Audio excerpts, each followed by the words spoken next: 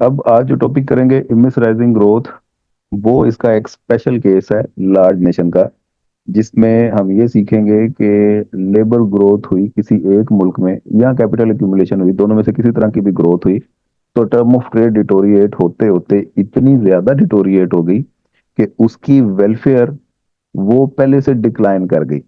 अब इस केस में ये बेशक टी पॉइंट है, बेशक जी पॉइंट है, दोनों में कुछ ना कुछ वेलफेयर में तो इजाफा होगा ना, क्योंकि ये दोनों जी ही सर। पॉइंट इसके ये ई पॉइंट से सुपीरियर हैं। अगर ग्रोथ ना होती तो इस मुल्क ने इस ई पॉइंट पे रहना था, जहाँ पे 80 इसके और कोई 70-80 इसके प्रोड्यूस करने थे।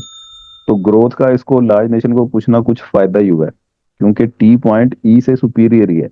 लेकिन कभी ऐसा हो कि टर्म ऑफ ट्रेड डिटोरिएट होते होते इतनी ज्यादा डिटोरिएट हो जाए कि आपका ग्रोथ के बाद वाला जो पॉइंट है इस ई पॉइंट के नीचे बने, तो इसे बोलते हैं नेट वेलफेयर वो डिक्लाइन कर गई है। इस किस्म की ग्रोथ को इमिसराइजिंग ग्रोथ बोलते हैं। ठीक हो गया? जी sir. Immiserizing growth, this theory is presented by professor Jagdish Bhagwati, Hindu economist है। हम्म। when term of trade deteriorate so much that net welfare of nation actually declines after growth. This type of growth is called immense rising growth. इसकी diagram वो बनाए। जी sir बनाए।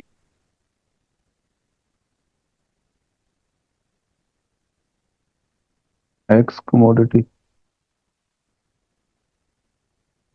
Y commodity, ये आ गया G B point, जिसपे 20 ये और 130 x produce हो रहा है। बना लो जरा साथ साथ जल्दी। उसके बाद इस मुल्क में हो गई है लेबर ग्रोथ, जिसकी वजह से ये जो पीपीसी है वो इस तरह करके आ गया। अब टर्म ऑफ ट्रेड डिटोरिएट इतनी ज्यादा हो गई है कि ये 1/5 पे पहुंच गई है। P X over P Y equal 1/5। 1/5 का मतलब समझते हैं कि एक्स के 5 यूनिट देंगे, वाई का 1 यूनिट मिलेगा। और यहाँ से पहले हम बी पॉइंट से अगर तो ग्रोथ ना होती वो भी दिखा देते हैं हम, ताकि हमें डिफरेंस जरा क्लियर हो जाए। ये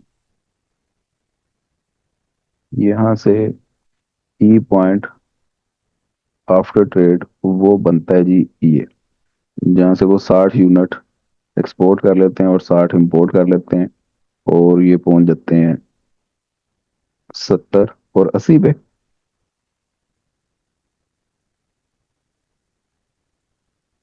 तो ये आ जी गया सर। ई पॉइंट।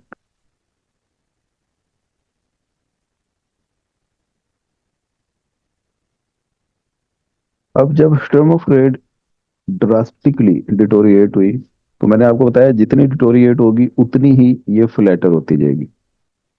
तो ये जी सर। जनाब फ्लैटर हो जाएगी, और नेशन स्पेशलाइजेशन के पास बाद पहुंच जाएगा पॉइंट सी पे।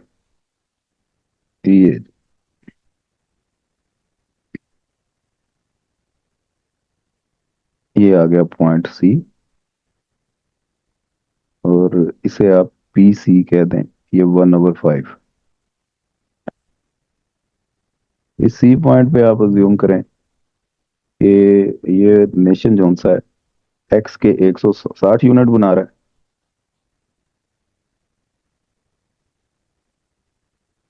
और वाई के बना रहा है 50।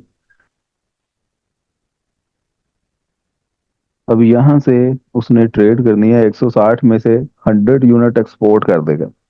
जब 100 एक्सपोर्ट करेगा तो इंपोर्ट के कितने मिलेंगे इसको? 20। 20 मिलेंगे, शाबाश।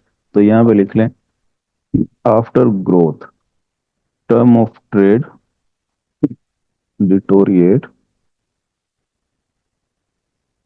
to 1/5 and nation produce at point C, where production of X is 160 units and production of Y is 50 units. TOT 1 equal 1/5 means now he has to substitute 5x for 1y.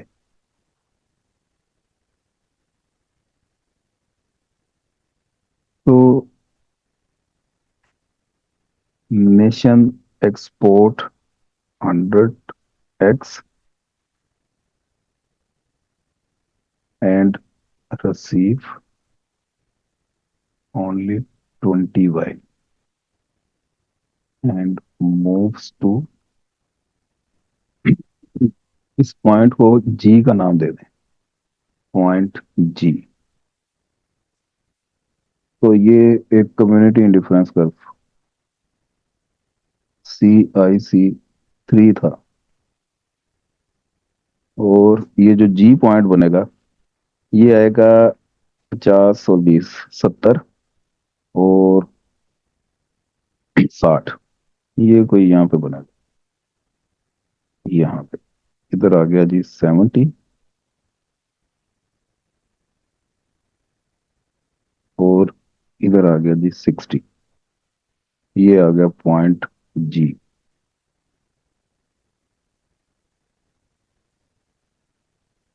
CIC2 बोल दें इसे।